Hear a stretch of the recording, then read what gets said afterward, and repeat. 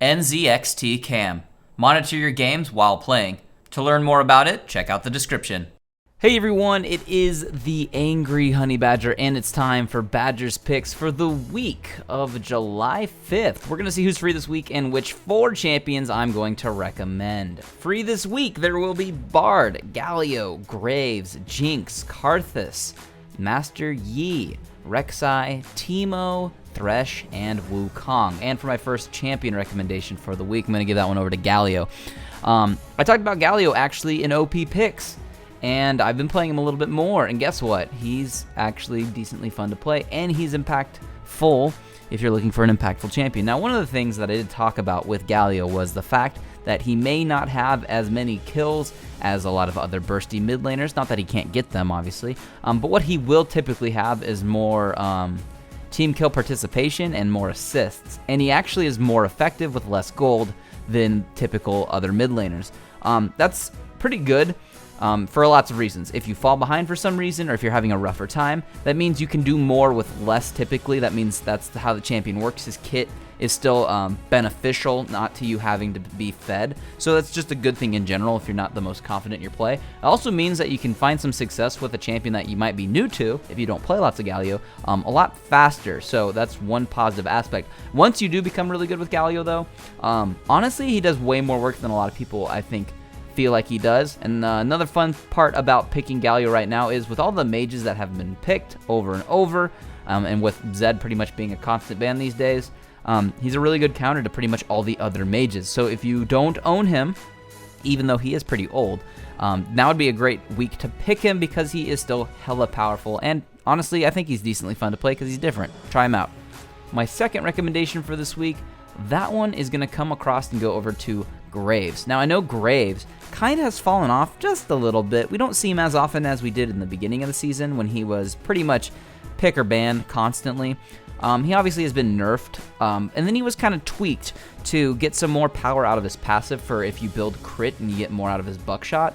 So there's a little bit of changes that have come across to Graves, but overall, I think Graves is still incredibly fun to play, which is one reason you try him. Also, I still think he's very impactful. He still has really good damage early on in the game, and I think he still scales quite fine too. And actually, when you get to late game, the amount of damage and burst he can have in a 1v1 is actually a lot higher than I think a lot of people realize. So he still is incredibly good. He's still really good in the jungle too. He still has impactful ganks. His clear is also on par, I think, with most other junglers that are strong right now. He's still getting picked as well in competitive play for that position. Overall, I think it's fun too, and if you get really good with him in the jungle, obviously you can take almost no damage, which if you're worried about taking damage in the jungle, he's obviously someone who can negate that a bit. So if you are looking for a new jungler, or just Graves maybe back down in the bot lane, maybe in the top solo lane, because he can do that too, try him out this week. He's free, so you should give him a shot. My third recommendation for the week is going to go over to Rek'Sai. Rek'Sai has been coming back up in power, basically due to the fact that they've been nerfing the other junglers that were stronger than her in LCS play, or at least competitive play.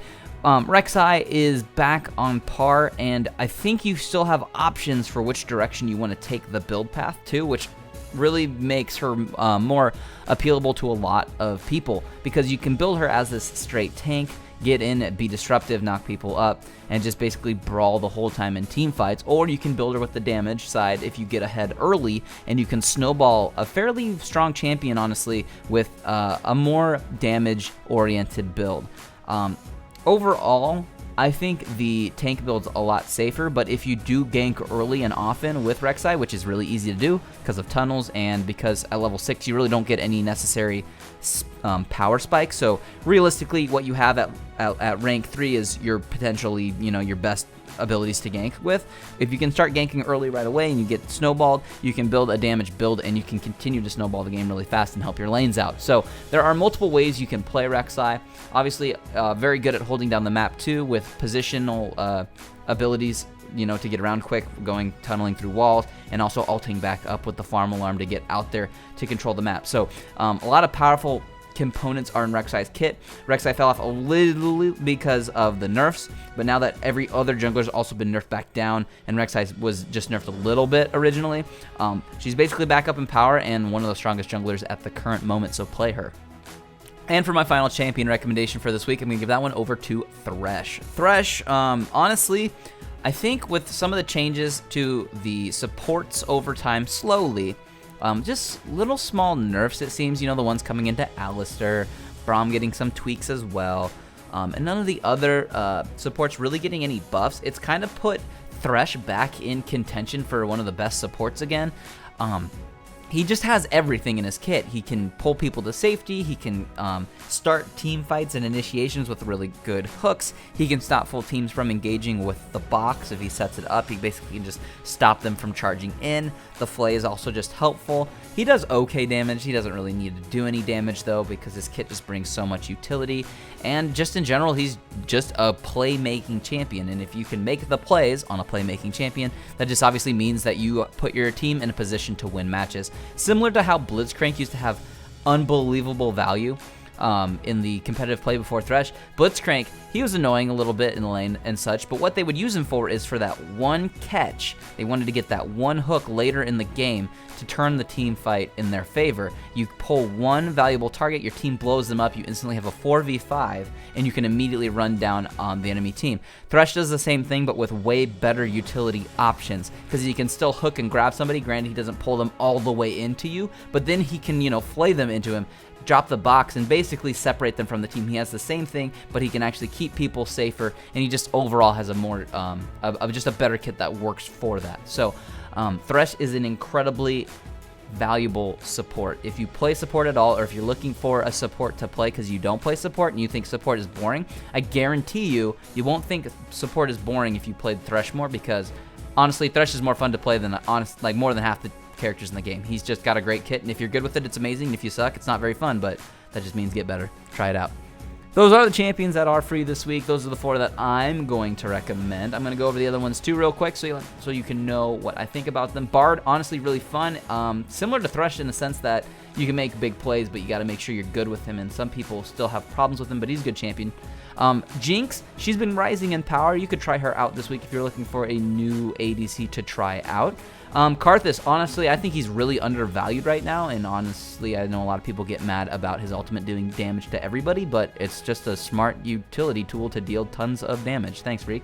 But try him out too. Master Yi, I think he's incredibly boring to play. You press one button and you just let him auto attack. So do that if you're into that, but that's kind of boring. Teemo. Think he can be a menace if you're really good with him, but it seems like most of the time he's pretty terrible, and it's Teemo. And then Wukong also can be pretty impactful in the top lane right now. Not as impactful as he previously was, but he does have a really good passive people forget about in team fights, and he can bring a handful of damage and a good knockup if you have a Yasuo on your team, or if you're just looking for more crowd control, so you can try him as well. If there's a box around any of these champions' portraits, that means you can click on it. It will take you to some sort of video for your enjoyment. Be sure to check that out if there is one. And besides that, I wish all of you the very best of luck this week on the Fields of Justice.